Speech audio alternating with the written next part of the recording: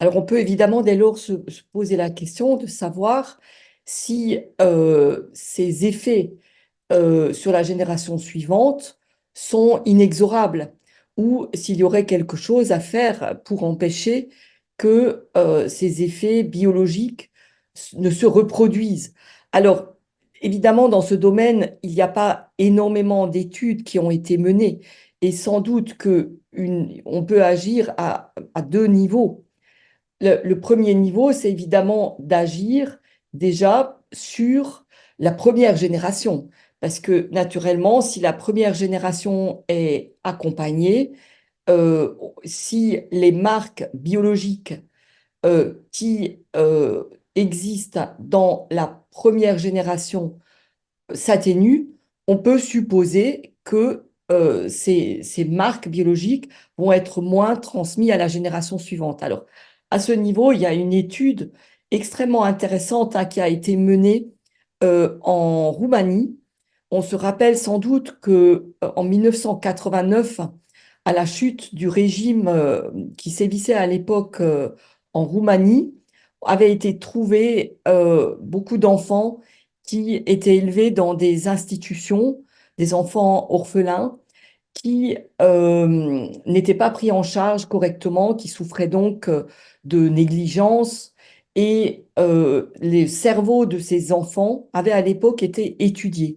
Il avait été montré que ces enfants qui souffraient de négligence présentaient les altérations cérébrales que j'ai mentionnées déjà tout à l'heure, à savoir une altération notamment du fonctionnement du cortex préfrontal qui permet la régulation des émotions et de toutes les régions qui pilotent la gestion des émotions de manière générale. Certains de ces enfants ont pu être à l'époque adoptés.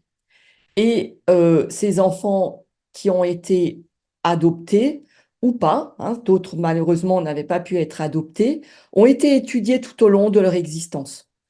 Et ils ont été étudiés à l'âge de 8 ans, à l'âge de 11 ans, à l'âge d'une vingtaine d'années. Et ce qui a été observé, c'est que les conséquences cérébrales hein, de la maltraitance, donc de la négligence sur ces enfants, pouvaient tout à fait être bloquées, être réversées par l'adoption. Donc, ces enfants, donc ça veut dire que les altérations biologiques dont ils souffraient suite au traitement particulièrement terrible hein, dont ils avaient souffert avec cette institutionnalisation, les effets de ça peuvent être réversés.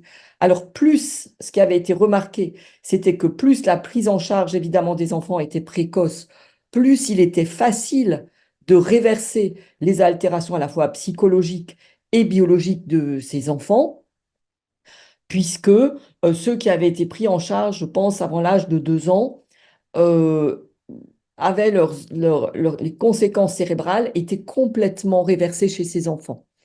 Chez ceux qui avaient été pris en charge plus tardivement, les conséquences étaient réversées partiellement.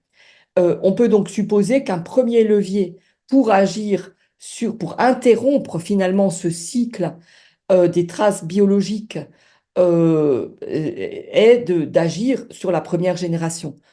Ensuite, si cela n'a pas été fait, et, à mon avis, il est tout à fait possible d'agir sur les générations suivantes, c'est-à-dire de proposer aux enfants qui ont une maman ou un papa, hein, parce que ces maltraitances se transmettent aussi par le papa, ces traces biologiques des maltraitances. On peut donc éventuellement proposer aux enfants qui sont les enfants de parents qui présentent des traces biologiques de maltraitance, un accompagnement pour la prise en charge du stress en particulier. Et on pourrait s'imaginer qu'un accompagnement de gestion du stress pourrait permettre de réduire ces traces biologiques qu'on trouve chez les générations futures.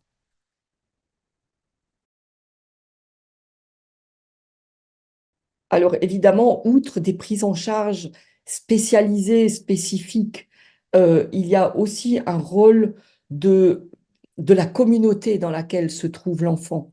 C'est-à-dire, l'enfant n'est pas seulement inséré dans une famille, il est inséré dans une communauté, dans des institutions.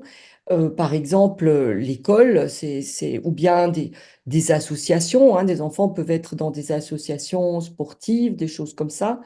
Et ces institutions et ces associations qui font partie un petit peu de l'entourage de l'enfant peuvent aussi fournir à l'enfant un support social rassurant et ont un rôle tout à fait fondamental dans l'accompagnement de l'enfant.